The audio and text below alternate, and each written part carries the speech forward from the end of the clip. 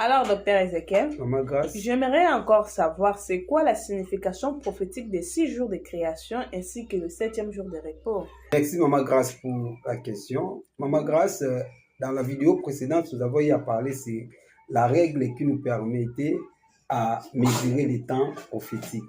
Et cette règle a été prise dans le livre de 2 Pierre chapitre 3 verset 8, qui disait qu'un jour est comme 1000 ans et 1000 ans sont comme un jour. Donc, cette règle égale un jour égale à 1000 ans selon les seigneurs.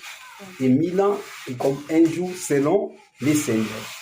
Alors, cette règle va nous permettre de calculer les époques, telles que je vous avais promis, de décoder le langage prophétique, d'expliciter ou de faire comprendre certaines paroles de Jésus, même aussi d'expliquer les 6 jours de la création et le 7e jour de repos, les 6 jours prophétiques de la création et le 7e jour de repos, tel que nous sommes en train de lire dans cette vidéo.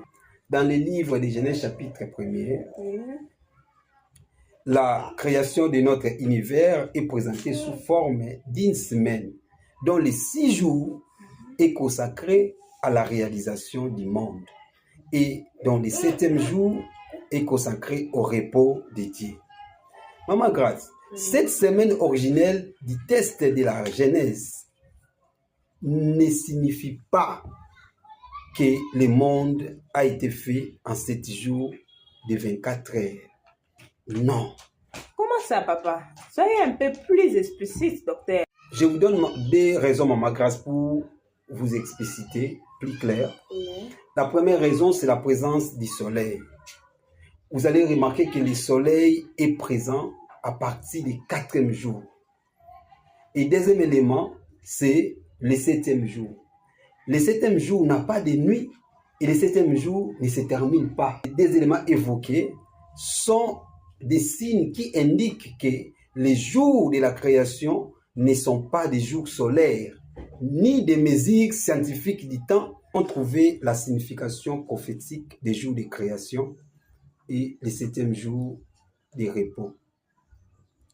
De la chute d'Adam jusqu'à la venue de Christ, nous avons une période de près de 4000 années, d'où 4 jours.